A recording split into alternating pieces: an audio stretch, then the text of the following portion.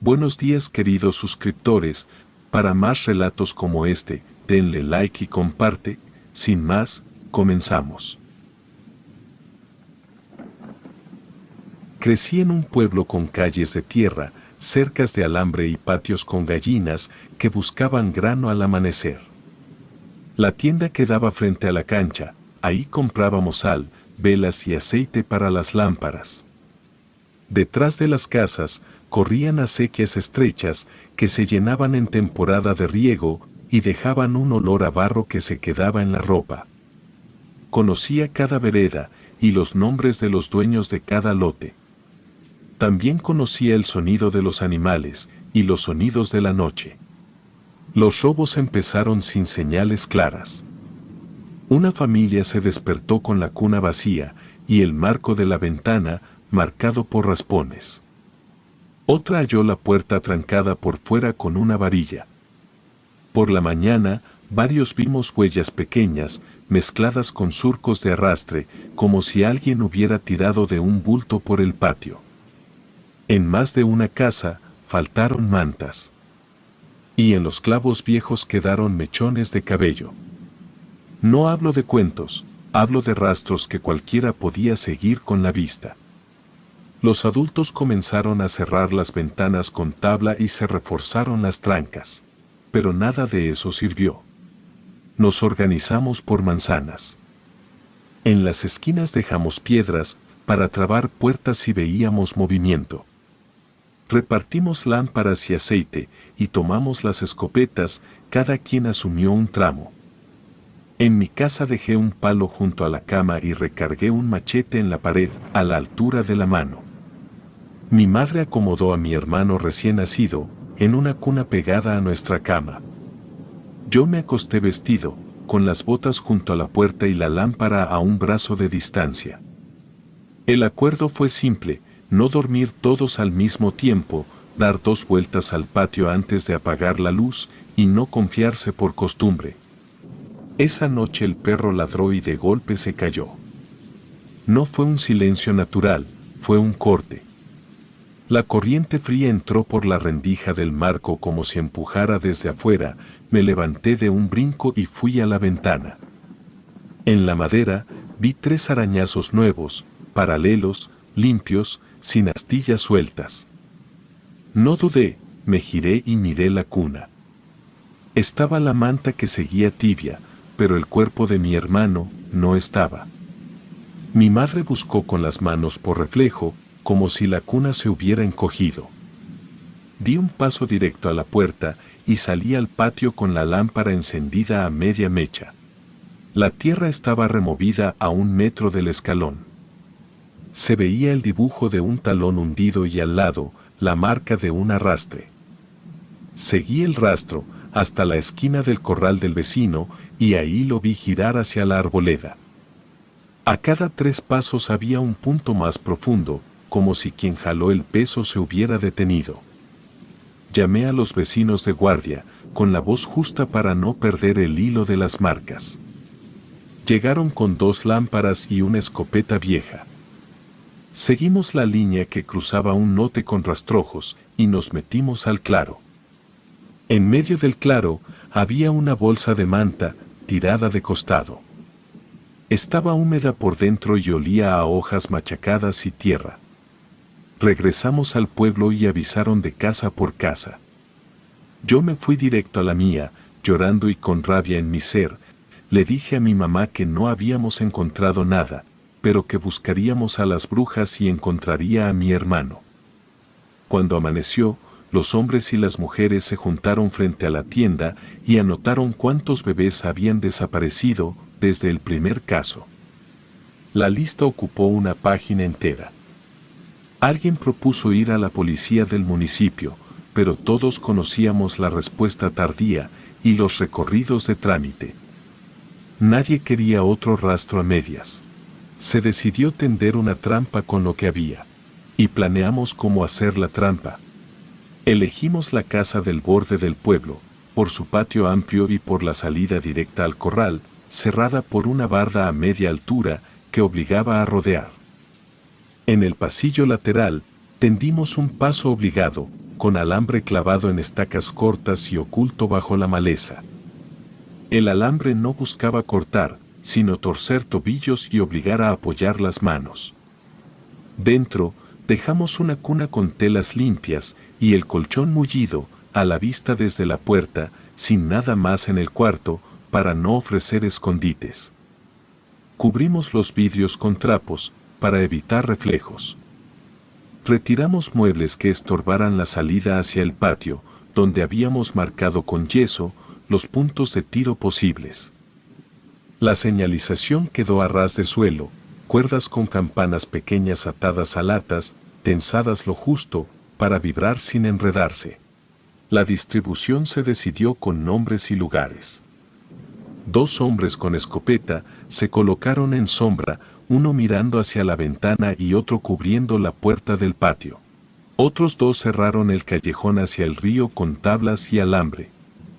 A mí me tocó quedar dentro, a un paso de la cuna, con la lámpara lista en la mano izquierda y el machete recargado en la pared, a la derecha del marco. Acordamos no hablar salvo para señalar con la mano un cambio de posición. En la casa se apagó todo, y cada quien ocupó su sitio. Antes de que cayera el último hilo de luz, pasé 2 veces el recorrido que me correspondía, del borde de la cuna a la puerta, del marco al machete, del machete a la ventana y de la ventana al lugar donde me tocaría estar. Toqué la madera, sentí el peso de la base, ajusté el ángulo de la lámpara, para que no me encandilara de regreso. En el patio, la tierra estaba suelta en una franja que llevaba al corral y más allá, a la barda. No dejamos objetos colgados, ni envases que repicaran fuera de su sitio. Revisamos los nudos de las campanas y comprobamos que el sonido se distinguía a 3 piezas de distancia. Cerramos la puerta del frente sin trancar, para que se diera con un empujón mínimo y no hiciera ruido de pasador. Cuando por fin me apoyé en la pared, el cuerpo se asentó. No había lugar para dudas ni para ideas sueltas. Teníamos huellas, teníamos la bolsa de manta encontrada en el claro y teníamos la secuencia de entradas registrada por semanas. Yo sabía por qué estaba ahí, la cuna vacía de mi casa, la manta aún tibia, el perro que ladró y cayó como si alguien le hubiera puesto una mano en el hocico. Pensé en el nombre de mi hermano y lo repetí una vez, no para llamarlo, sino para fijarlo en el orden de lo que debía recuperar. Acerqué la lámpara al pecho, respiré por la nariz y dejé que el cuarto quedara en su medida, sin adornos. Afuera, el pueblo estaba despierto en silencio, con cada familia en su sitio. Yo me quedé con la vista orientada al marco de la puerta, esperando el primer roce en la madera, que confirmara que habíamos calculado bien. Ahí terminó mi preparación para esa noche, con el peso exacto de lo que debía ocurrir, si queríamos cerrar esa lista. Esperé dentro del cuarto con la espalda apoyada en la pared, que quedaba junto a la puerta. Había repasado el recorrido 2 veces, y no había quedado nada suelto, la cuna a la vista, la mesa despejada, la lámpara en mi mano izquierda, el machete recargado a la derecha del marco, las cortinas cubriendo el vidrio para apagar reflejos. Todo quedó en su sitio como lo habíamos planeado. El cerrojo se dio con un empuje preciso, como si una barra rígida la hubiera presionado desde afuera. La puerta se abrió un ancho de mano y el aire del pasillo entró de golpe. En eso, la vi cruzar. Era flaca y huesuda, con la piel pegada al pómulo y el cuello largo, que sostenía la cabeza ladeada, como si afinara su oído. Las uñas eran largas y opacas, sin brillo, con bordes gruesos que terminaban en punta. Se inclinó hacia la cuna, aspiró profundo y se quedó un segundo inmóvil, orientada a ese colchón limpio que no tenía cuerpo. Ese gesto me confirmó que el anzuelo funcionaba. Dio 2 pasos más, el primero cayó blando, como tanteo. En el segundo pisó la zona exacta, donde la cuerda descansaba bajo un trapo. El tensado fue claro. Sonaron las campanas pequeñas con vibración breve, metálica, suficiente para llevar la señal al patio y al corredor sin despertar a todo el pueblo. En el mismo movimiento, levanté la lámpara y la encendí a plena mecha. La luz cayó, controlada para no encandilarme, y recortó la figura contra el piso de madera. Ella se giró con rapidez, que no correspondía a la delgadez de sus brazos. Abrió la boca lo justo, para soltar un grito aterrador. Ese sonido no traía palabras, tenía un sonido demoníaco. Por la puerta del patio, entró el primer vecino, con la escopeta encarada hacia abajo, respetando el ángulo que habíamos marcado con yeso. El otro avanzó por la ventana, desde la sombra del granero, con paso corto y firme. Ella quiso retroceder hacia el pasillo que daba al corral. Pero el pie se le quedó atrapado en el alambre, que habíamos escondido bajo la maleza. El cuerpo cayó de rodillas, con una torsión que la dejó a la altura del marco. La madera del piso se abrió en dos astillas, cuando sus uñas la arañaron, buscando palanca. No gritó, exhaló hondo y mostró los dientes largos, con separación oscura entre pieza y pieza. El primer tiro salió del vecino de la ventana. Habíamos acordado apuntar a la pierna para detenerla, sin esparcir perdigones por todo el cuarto. El impacto dio en el muslo y la fuerza la empujó contra el borde de la puerta. Se desplomó hacia un lado, con un golpe seco, que hizo vibrar el cerco de la pared. La escopeta retrocedió en el hombro del tirador y volvió a su sitio, lista para una segunda descarga, que no fue necesaria. Ella apretó los dientes, arqueó la espalda y en ese arco, la sangre empezó a correr por la tela hasta chorrear y formar un charco delgado que se desplazó hacia la junta de las tablas. Avancé sin gritar, con la lámpara alta, para que la luz no quedara bloqueada por mi propio cuerpo. Con la derecha alcancé el machete y lo mantuve bajo, con el filo hacia adentro, solo para cerrar el paso de vuelta al corredor. Ella me miró desde el piso, todavía con la cabeza ladeada, como si midiera distancia, pero yo sabía que solo le quedaban dos opciones, y las dos estaban cerradas, ventana cubierta y puerta encuadrada por escopetas. El vecino que venía desde el patio se tiró encima de los brazos y los inmovilizó contra el suelo. El otro sacó la soga y le rodeó los antebrazos, por encima de los codos, con vueltas cortas, pegadas, como le habíamos indicado en los ensayos.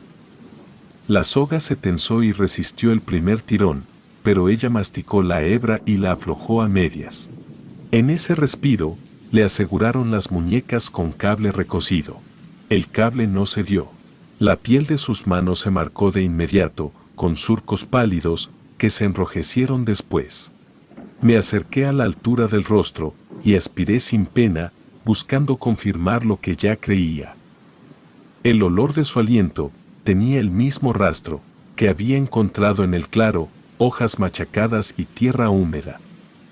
Ese detalle cerró una línea que me importaba más que cualquier otro, era la misma que había cruzado el patio de mi casa.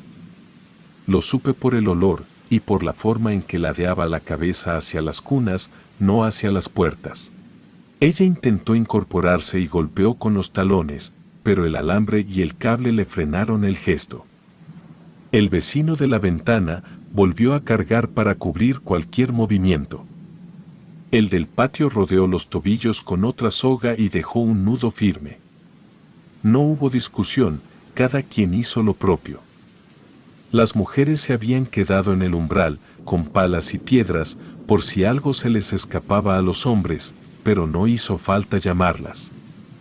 La bruja estaba contenida.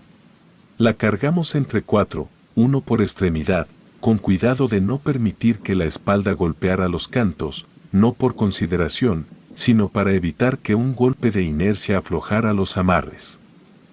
La sangre del muslo dejó un goteo, que marcó el camino hacia el patio descubierto.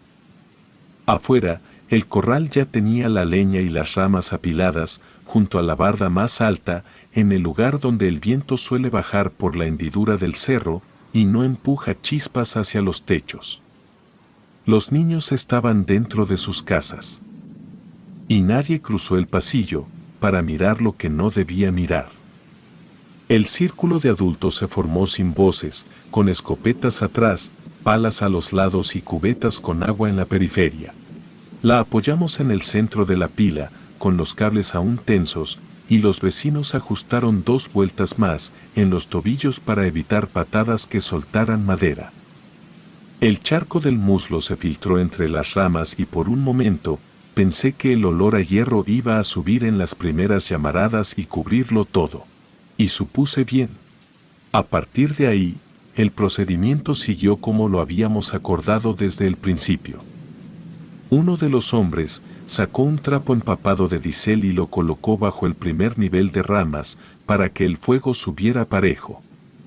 Yo me quedé a un paso, con la lámpara baja, iluminando solo lo necesario, para que nadie pisara un hueco o tropezara con los amarres. Antes de encender, le pregunté por mi hermano, con rabia en mi voz, le dije que la quemaríamos si no decía nada, pero no me respondió, solo se rió con una carcajada demoníaca y después solo dijo, ya no volverán a verlos. Me enfurecí y miré alrededor, vi a todos en su lugar exacto. Nadie reculó y nadie buscó alivio con palabras.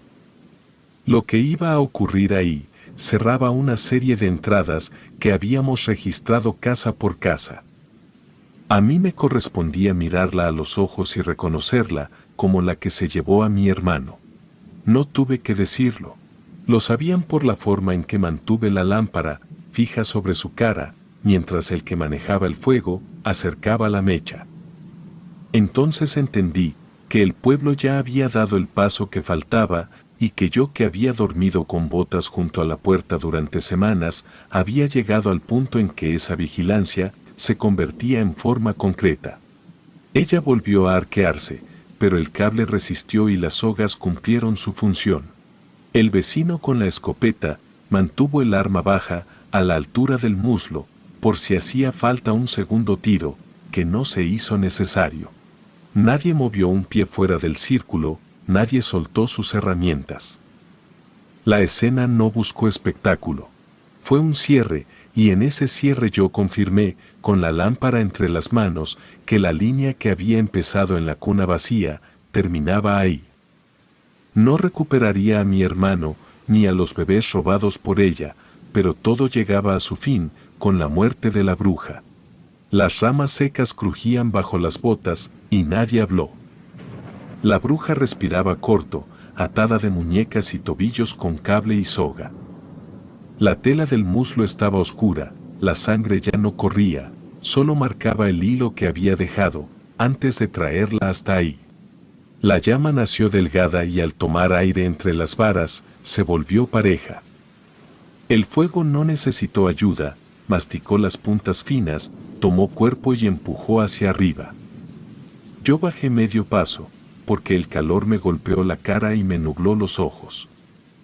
Ella arqueó la espalda, probó fuerza en los talones, tensó el cable, pero no consiguió nada. Volvió la cabeza a un lado y mostró los dientes. Los vi separados, largos y manchados. El olor cambió rápido, primero madera, luego hierro, después grasa. Hubo gritos demoníacos y palabras en un idioma que no reconocí, y el aire soltó un zumbido seco, como de tambor tejido, y después solo crepitó. La llama rodeó el cuerpo sin encender la barda, el viento bajó recto desde la hendidura del cerro y nos dejó trabajar. Yo mantuve la luz sobre su cara, para no perder el rastro de los gestos. Se le borraron, la cabeza cayó hacia el hombro, como si hubiese soltado una cuerda tensa por dentro. Entonces se quemó por completo, me sentí orgulloso por eso, pues pude vengar a mi hermano. Cuando el fuego bajó a lenguas cortas, nos acercamos con palas. Levantamos las ramas que aún respiraban por el centro, y abrimos huecos, para que se consumieran sin chispas. Cambiamos de manos cada 2 empujes, no por espectáculo, sino para no perder aire con el calor. Esperamos a que el rojo fuera parejo y en brasas. El agua la usamos con cuidado, solo en la orilla, para matar carbones que se negaban a apagarse. El suelo quedó marcado por huellas cruzadas y la sombra redonda de la hoguera. Apagada la base, clavamos las palas en vertical y dejamos las cubetas donde estaban. El grupo se abrió sin apuro, nadie se quedó mirando por gusto. Yo sostuve la lámpara baja y esperé a que el aire dejara de quemar por dentro de la nariz. La costra gris no dibujó figuras. Mostró lo que era, los restos de la bruja apagados, tierra húmeda en los bordes y madera vuelta ceniza. Entendí que ahí terminaba la lista de cunas vacías y rastros de arrastre en los patios. Ya no necesité otra señal. Volví a mi casa sin encender la lámpara. Empujé la puerta con el hombro y la cerré detrás de mí. Mi madre estaba sentada junto a la cuna, tenía las manos sobre las rodillas, la espalda recta y la mirada fija en la tabla que siempre había servido de barandal. No busqué palabras, me sentía con miedo, quizá había más brujas y vendrían a vengarse. Decidí irme, guardé mis papeles en la bolsa, metí ropa y la chamarra. Revisé la tranca de la ventana y la tabla contra el marco. Miré a mi madre, la abracé por los hombros, sentí su cuerpo cansado, vaciado de temblor. Le dije que me iba, que viniera conmigo, pero no quiso, pero ella me entendió y no me pidió razones. Asintió y me soltó. Fui a la casa del vecino y entregué la escopeta, la tomó y la dejó en su soporte. En el callejón del río, le pasé mi machete al muchacho que quedaría en guardia.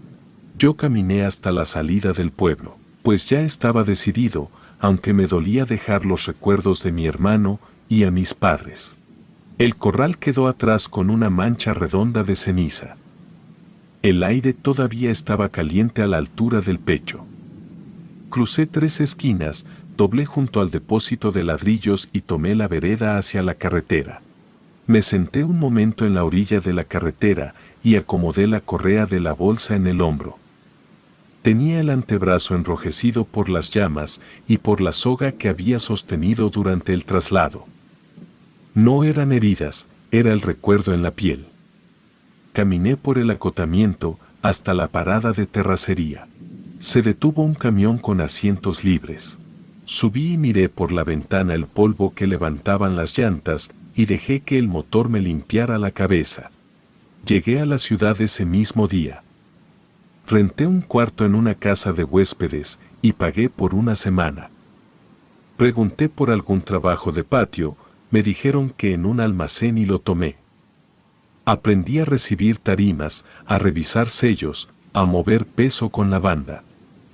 Ahora dormía con la puerta asegurada y la lámpara en la mesa, pero sin las botas junto a la cama. Llamé a mi madre un tiempo después y me dijo que dormía mejor. Me contó que desmontaron el alambre, guardaron las campanas y limpiaron el patio, donde pusimos la cuna de señuelo. No me pidió que regresara, pero de verdad que no lo hubiera hecho. La historia quedó simple en mi cabeza, se llevaron a mi hermano, pero la seguimos por señales, la detuvimos y la quemamos. Dejé el pueblo y me mudé a la ciudad. No volví a ese pueblo maldito por las brujas. Lo demás son detalles que no cambian el final. Ahora puedo dormir bien y estoy tranquilo, mi madre ya duerme mejor y eso me alcanza para dormir tranquilo, sin una cuna vacía.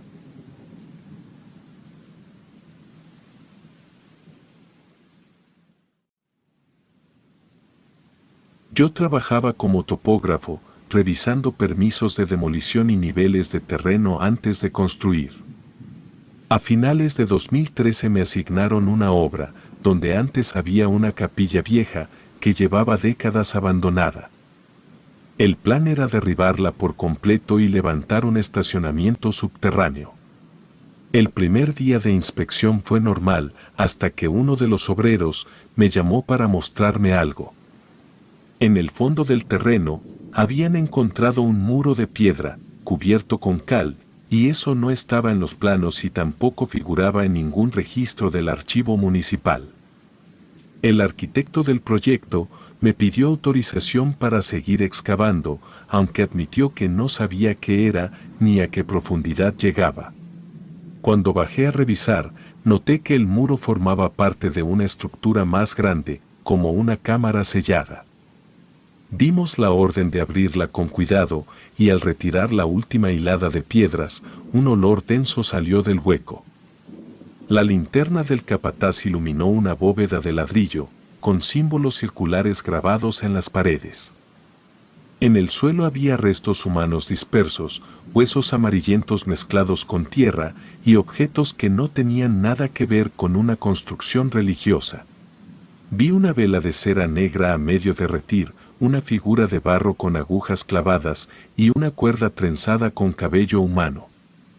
Todo estaba ordenado alrededor de una pequeña caja metálica, cubierta de polvo, sellada con alambre oxidado. La superficie tenía grabados que parecían hechos a mano, cruces invertidas, triángulos y un rostro sin ojos. Tomé fotografías, llené el formulario de hallazgo y decidí llevar la caja al laboratorio municipal, donde solíamos registrar objetos arqueológicos. El arquitecto insistió en que eso era innecesario, pero yo tenía la obligación de documentarlo. Subí la caja a la camioneta y me la llevé conmigo. Al llegar a mi casa la dejé sobre el escritorio, junto al informe. Pasé la noche ordenando planos y tomando notas sobre el tipo de materiales hallados. No sentí nada extraño hasta pasada la medianoche, cuando escuché un ruido seco en el pasillo, como si arrastraran algo pesado. Pensé que venía del techo, porque la casa era vieja y los ratones a veces hacían ruido, pero al subir al ático no encontré nada. El sonido volvió, más fuerte, como cadenas golpeando el piso. Bajé con la linterna, revisé cada rincón y no hallé ninguna causa. Cuando regresé al escritorio, el teléfono fijo comenzó a sonar. Contesté, pero solo se escuchaba estática. A los pocos segundos volvió a sonar, pero esta vez, del otro lado, escuché una respiración profunda, lenta, y luego una voz ronca que susurró mi nombre. Me quedé paralizado, colgué, apagué la luz y me quedé observando la caja metálica. No recordaba haberla abierto, pero estaba sin el alambre. La tapa estaba desplazada hacia un lado, y dentro había un pedazo de tela con manchas oscuras. En el centro de la tela, un pequeño objeto hecho con hueso tallado, unido por una cuerda delgada. Lo sostuve unos segundos y sentí que estaba tibio. Lo solté y cerré la caja de inmediato, pero esa noche no dormí. Al amanecer, llevé la caja al laboratorio para entregarla oficialmente. La encargada, una antropóloga llamada Lucía, me pidió llenar el registro y describir el lugar exacto del hallazgo. Le conté que estaba bajo la capilla, en una cámara cerrada. Ella anotó todo y me dijo que lo revisarían durante el día. A media tarde me llamó al celular, dijo que habían abierto la caja para limpiar el contenido, pero que no era un objeto común. Según ella, el amuleto estaba hecho con huesos de animales mezclados con fragmentos humanos. No quiso dar más detalles por teléfono y me pidió que pasara por el laboratorio al día siguiente. Esa noche, el sonido de las cadenas volvió, más cerca. Pero esta vez provenía del escritorio. Al acercarme, la caja estaba abierta, aunque juraría haberla dejado cerrada. La tela estaba extendida y el amuleto estaba fuera, justo frente al informe de excavación. En el papel, sobre mi propia letra, había una mancha oscura que no estaba antes. La toqué, era húmeda y olía a hierro. El resto de la noche se escucharon pasos en el pasillo, como si alguien caminara descalzo. Cada vez que encendía la luz, el ruido se detenía, pero a las 3 de la mañana sonó el teléfono otra vez. Contesté sin decir nada. La voz volvió, más clara, pronunciando mi nombre y luego una frase que no entendí. Después la línea quedó muda. No pude dormir, me quedé en la sala, esperando a que amaneciera. Cuando abrí las cortinas, noté que en la ventana había una marca, una especie de círculo hecho con polvo negro, pero afuera no había nadie. Guardé la caja en una bolsa y la metí en la cajuela del coche.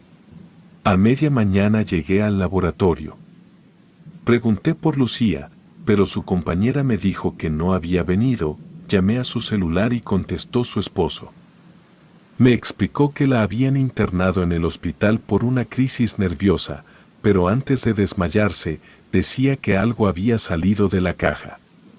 Colgué sin saber qué hacer, dejé el laboratorio y conduje hasta la obra.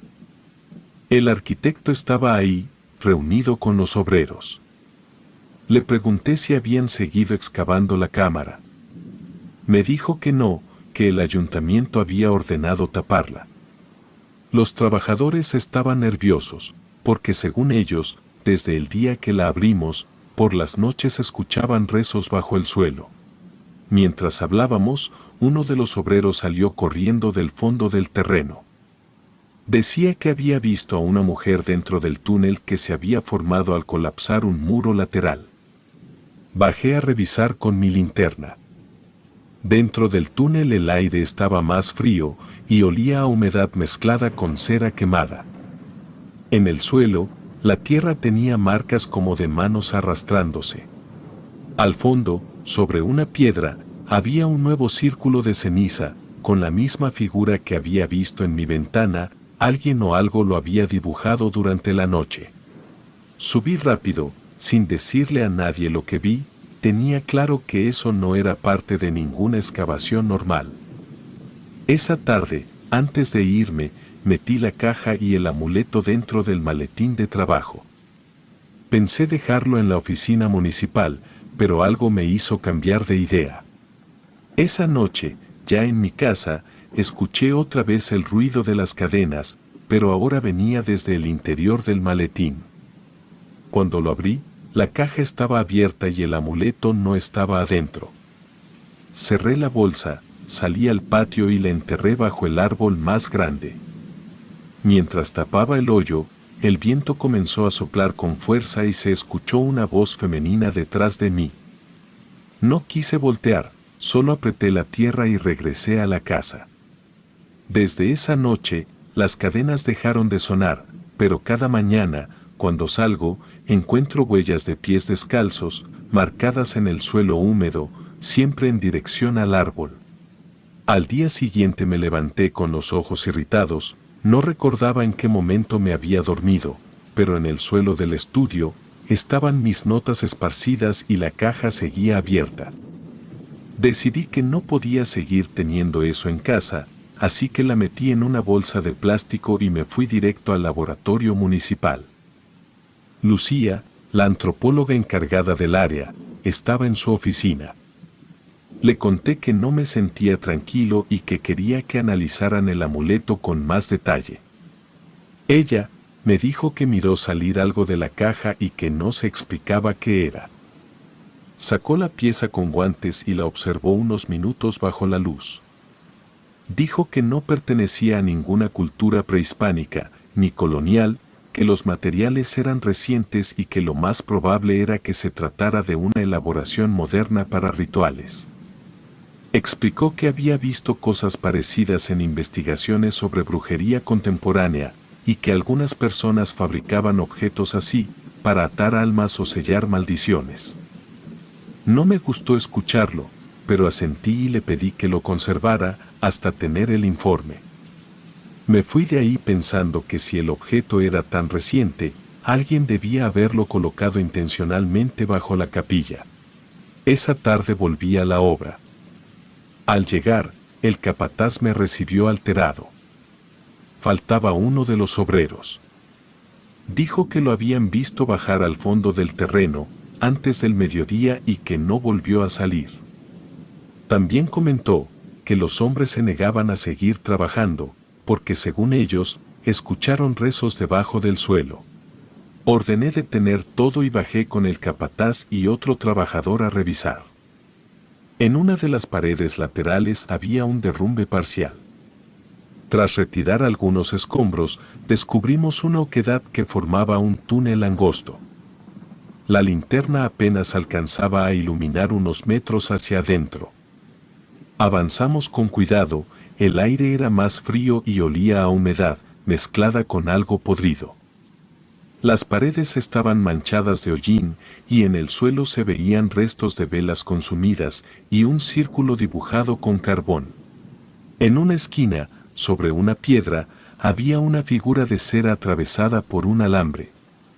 Era del tamaño de una mano y tenía incrustados trozos de lo que parecía cuero seco.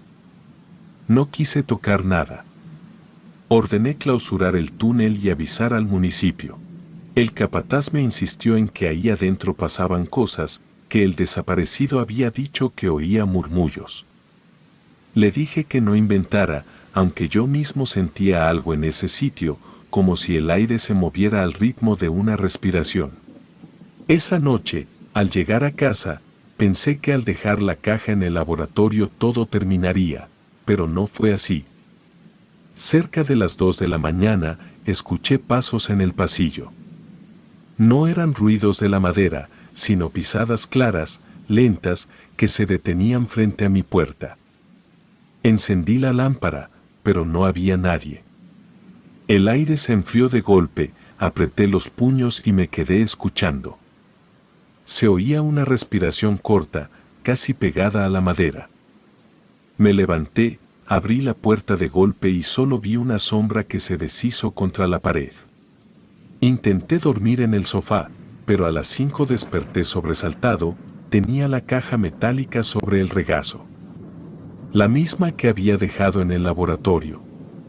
No entendía cómo había llegado a mi casa, la tapa estaba abierta y el amuleto estaba envuelto en la tela manchada.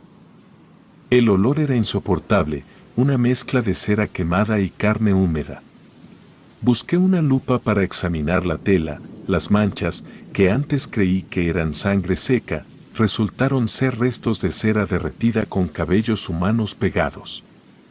Me temblaban las manos, guardé todo dentro de una bolsa y marqué el número del laboratorio para hablar con Lucía.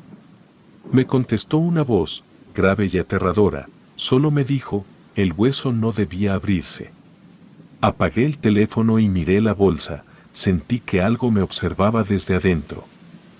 Decidí meterla en la cajuela del coche y conducir sin rumbo. Di vueltas por media ciudad, hasta que me detuve en un puente cerca del río, abrí la cajuela y lancé la bolsa al agua.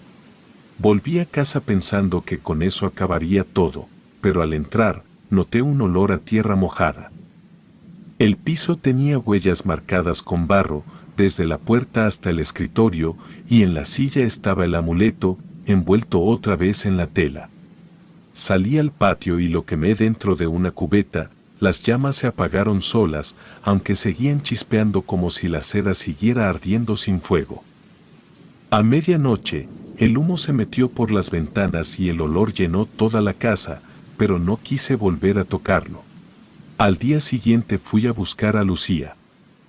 Me dijo que el amuleto no era una figura simbólica, sino una parte de algo que había sido enterrado para sellar una presencia. Que al abrir la caja se había roto ese sello y ahora el vínculo estaba suelto. Volví a casa sin decir nada, no comí, me senté frente al escritorio, viendo mis notas de excavación. Al hojear una de las hojas, encontré un dibujo que no recordaba haber hecho, un círculo con símbolos iguales a los del túnel. Abajo, con mi propia letra, decía, bajo la capilla duerme una madre. Esa noche las cadenas regresaron, pero ya no sonaban afuera del cuarto, venían de adentro, justo debajo de la cama. Me quedé quieto, con el corazón acelerado, hasta que las sábanas se movieron solas y algo frío rozó mi pierna. No sé cómo amanecí, pero el piso estaba húmedo y había marcas de manos arrastrándose hacia la puerta. En el marco, pegada con cera, estaba otra figura, más pequeña, hecha con hueso. Pero tenía alambre enrollado en el cuello. Llamé al arquitecto de la obra, le pregunté si habían encontrado al obrero desaparecido. Me dijo que no, pero que el túnel había colapsado por completo y que nadie quería volver a excavar. Antes de colgar, me dijo algo que me heló la sangre. Durante la madrugada anterior, mientras llovía, los vecinos juraron haber visto una mujer caminando entre los montones de tierra, vestida con lo que parecía una bata vieja y cubierta de barro. Esa noche sellé todas las ventanas con cinta y dejé encendidas las luces. No dormí, pues cada tanto escuchaba la misma voz ronca que había oído por teléfono, repitiendo mi nombre y una frase que ya entendía: el hueso se abrió. Después de lo ocurrido, no encontraba forma de pensar con claridad. Habían pasado 2 noches sin dormir, con la sensación de que alguien respiraba dentro de mi casa. Cada rincón tenía ese olor a tierra podrida que ya conocía. Cuando encendía la luz, no había nada, pero los pasos seguían escuchándose sobre el techo, como si alguien caminara en círculos. Una mañana decidí salir de la ciudad, llevé la caja envuelta en una manta y conduje hacia el sur. Había escuchado hablar de una mujer que limpiaba maldiciones, una de esas personas a las que la gente acude cuando ya no queda otra salida. Su casa estaba en una calle sin pavimento, rodeada de árboles torcidos y cables colgando. Toqué la puerta varias veces, hasta que una anciana me abrió. Tenía la piel curtida y los ojos grises, pero sin preguntarme nada, me dijo que la siguiera. Entramos a un cuarto lleno de frascos y figuras de yeso. No había olor a incienso ni veladoras, solo humedad y polvo viejo. Le conté todo: la excavación, el túnel, los huesos, la caja y lo que había pasado después. No omití nada. La mujer me escuchó en silencio, sin interrumpirme, pero cuando terminé, me pidió que le mostrara el amuleto. Saqué la caja. Ella la observó sin tocarla, luego tomó el objeto envuelto en la tela. Apenas lo sostuvo unos segundos, antes de arrojarlo al suelo, me dijo que eso no era un amuleto, sino una parte de un cuerpo, una ofrenda hecha para sellar a una bruja, que había sido enterrada viva bajo la capilla. Explicó que la caja metálica era un contenedor, una especie de sello, que mantenía encerrado el vínculo entre la tierra y el espíritu de esa mujer. Le pregunté qué significaba haberlo abierto. Respondió que al hacerlo, liberé el vínculo y ahora esa presencia buscaba regresar al cuerpo que alguna vez tuvo. Me advirtió que ya estaba marcado, que no podía deshacerme del objeto ni enterrarlo, porque lo seguiría encontrando. Dijo que solo había una forma de detenerlo: devolver la caja al mismo sitio donde fue hallada, y cubrirla con mi propia sangre, para cerrar el sello con una vida viva. Le pedí que me ayudara a hacerlo, pero negó con la cabeza. Dijo que ella no entraba en lugares donde ya se había roto un pacto. Me dio una navaja, una linterna vieja y un pañuelo, y me dijo que si dudaba aunque fuera un segundo, la bruja se quedaría conmigo. Salí de ahí antes del anochecer. Esa noche manejé hasta la obra. El lugar estaba clausurado y vacío. Brincar la reja fue sencillo. Caminé hasta la zona donde se había abierto el túnel. Todo seguía igual, con los montones de tierra cubiertos por una lona. Quité los amarres y bajé con cuidado, por la escalera de madera. El aire estaba húmedo y denso. El olor era más fuerte que nunca, a tierra mezclada con carne vieja. Encendí la linterna y las paredes del túnel parecían moverse, como si respiraran. Avancé hasta el hueco donde había encontrado la caja por primera vez. El suelo estaba hundido y cubierto de raíces. Puse la caja dentro del hueco y saqué la navaja. Me temblaban las manos. Me hice un corte en la palma y dejé caer la sangre sobre el metal. Las gotas se absorbieron de inmediato, como si la tierra las tragara. De repente, todo el túnel empezó a vibrar, y la linterna parpadeó. El viento sopló desde el fondo, helado, con un sonido parecido a un lamento. Intenté retroceder, pero el aire se volvió espeso. Escuché un murmullo que crecía hasta volverse un grito, miré hacia el fondo y vi una figura encorvada arrastrándose hacia mí. Su piel era gris, brillante por la humedad, tenía los ojos vacíos y el cabello pegado al rostro. Se movía lento, pero cada vez estaba más cerca. Solté la linterna y corrí a oscuras. Tropecé con las piedras, golpeé las paredes y subí como pude por la escalera. Sentía el aire frío detrás de mí, y cuando salí a la superficie, cerré la reja y me subí al auto, encendí el motor con las manos ensangrentadas. Antes de irme, miré por el espejo retrovisor. A la entrada del túnel estaba la mujer, su cabeza colgaba hacia un lado y el cabello le cubría el rostro, tenía los brazos extendidos, como si me señalara. Pero arranqué sin mirar de nuevo. Manejé hasta mi casa sin detenerme, dejé el coche afuera, entré y me lavé la mano. La herida seguía abierta, pero la sangre había dejado de salir. Me quedé despierto hasta el amanecer, con todas las luces encendidas. No escuché nada esa noche, y por un momento pensé que todo había terminado. A la mañana siguiente, los obreros encontraron la zona sellada con cemento fresco. El capataz juró que nadie había estado ahí desde hacía días, pensaron que el ayuntamiento había enviado a cerrar el sitio, pero no hubo ningún registro. Pasaron las semanas. Volví al trabajo, intenté retomar mi rutina, pero no logré dormir tranquilo. Cada vez que apagaba la luz, escuchaba el mismo sonido que me acompañó desde el principio, el arrastre lento de cadenas debajo del piso. A veces, cuando me levanto en la madrugada, encuentro manchas de humedad en el suelo, como si alguien hubiera caminado descalzo por la casa. Otras noches, las lámparas parpadean y se oye un golpe seco, como si algo pesado cayera dentro de las paredes. He pensado en mudarme, pero no serviría de nada. La anciana me dijo que cuando uno rompe un sello, lo que se libera busca permanecer cerca de quien lo abrió. Ahora lo entiendo, no hay forma de devolver lo que saqué de esa tierra. Todavía conservo la navaja que me dio, la guardo en el cajón del escritorio, junto con la linterna. Ambas huelen igual que aquel túnel, no sé si volveré a dormir bien, pero hay noches en las que prefiero no cerrar los ojos, porque cuando lo hago, veo a la mujer del subsuelo, arrastrándose hacia mí, igual que aquella vez, llamándome por mi nombre. Relatos anónimos.